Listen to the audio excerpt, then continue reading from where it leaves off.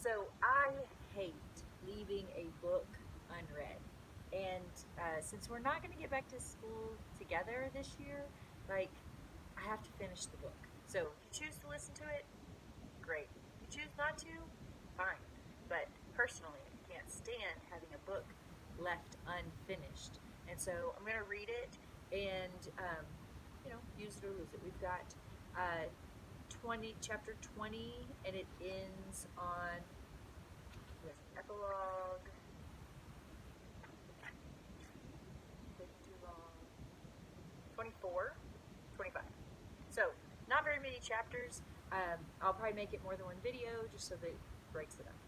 Alright, so when we left off way back in March, um, the man in the yellow suit had taken Winnie, and he was going to have her drink from the spring that gives them everlasting life.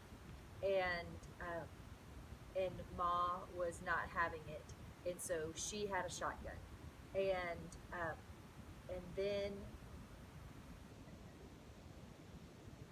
uh, he dropped like a tree, his face surprised, his eyes wide open, and at that very moment, riding through the pine trees, just in time to see it all, came the Tree Gap Constable.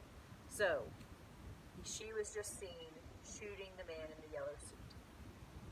Winnie was standing with her cheek pressed into Tuck's chest, her arms flung tight around him. She trembled, and she kept her eyes squeezed shut. She could feel Tuck's breath come and go in little gasps. It was very quiet. The Tree Gap Constable knelt over the sprawled body of the man in the yellow suit, and then he said, "He ain't dead. Leastways, not yet." Winnie opened her eyes a crack. She could see the shotgun lying on the grass where May had dropped it. She could see May's hands, too, hanging limp, clenching, then hanging limp again. The sun was scorching hot, and near her ear a gnat whined. The constable stood up. "What did you hit him for?" he wheezed resentfully. "He was taking the child away," said May. Her voice was dull and exhausted. He was taking the child against her will. At this, the constable exploded. "Ding dang it, woman, what you trying to say? Taking that child against her will? That's what you done. You kidnapped that child." Winnie let go of Tuck's waist and turned around. Her trembling had stopped. "They didn't kidnap me," she said. "I came because I wanted to." Behind her, Tuck drew his breath in sharply. "You wanted to?" echoed the constable, his eyes wide with disbelief. "You wanted to?" "That's right," said Winnie unflinchingly. "They're my friends." The constable stared at her. He scratched his chin, eyebrows high, and eased his own shotgun to the ground.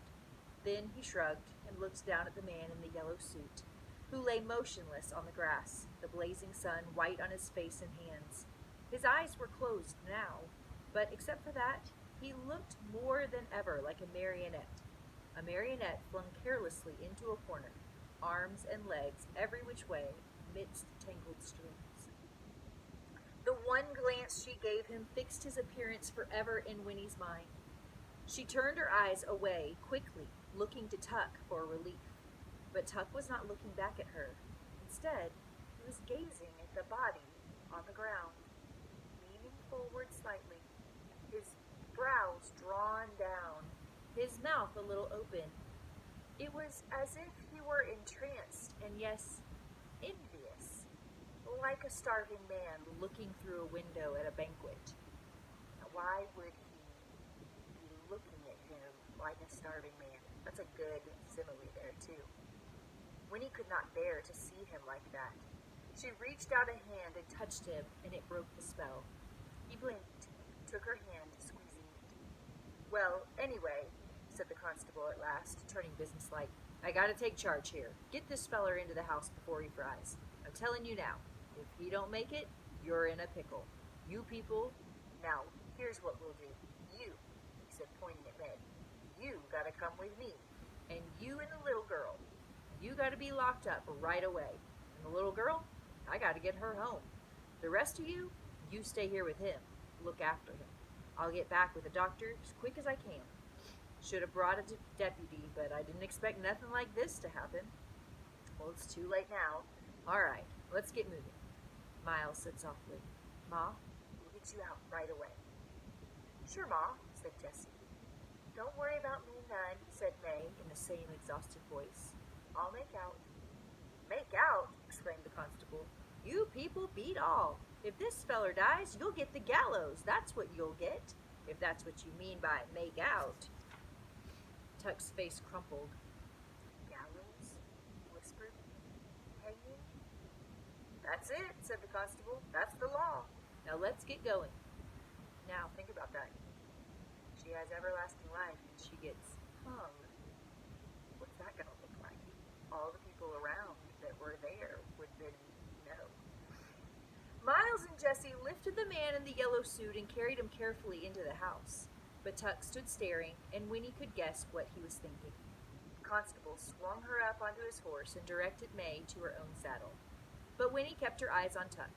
His face was very pale, the creases deeper than ever, and his eyes looked blank and sunken. She heard him whisper again, "Gallows." And then Winnie said something she had never said before, but the words were words she had sometimes heard and often longed to hear. They sounded strange on her own lips and made her sit up straighter. "Mr. Tuck," she said, "don't worry. Everything's going to be all right." The constable glanced heavenward and shook his head. Then, clutching his shotgun, he climbed up behind Winnie and turned the horse toward the path. "You first," he barked at May. "I gotta keep an eye on you, and as for you," he added grimly, speaking to Tuck, "you better hope that feller don't die on you. I'll be back as soon as I can." "Everything'll be all right," Tuck repeated slowly. May, slumped on the back of the fat horse, did not respond, but Winnie leaned round the constable and looked back at Tuck. "You'll see," she said, and then she faced forward, sitting very straight. She was going home, but the thought of that was far from her mind. She watched the rump of the horse ahead, the swish of coarse, dusty hairs as he moved his tail, and she watched the swaying, sagging back of the woman who rode him. Up through the dim pine trees they went, the constable's breath wheezing in her ears and emerging from the coolness and the green. Winnie saw again the wide world spread before her, shimmering with light and possibility. But the possibilities were different now. They did not point to what might happen to her, but to what she herself might keep from happening. For the only thing she could think of was the clear and terrible necessity. May Tuck must never go to the gallows. Whatever happened to the man in the yellow suit, May Tuck must not be hanged. Because if all they had said was true, then May, even if she were the cruelest of murderers and deserved to be put to death, May Tuck would not be able to die.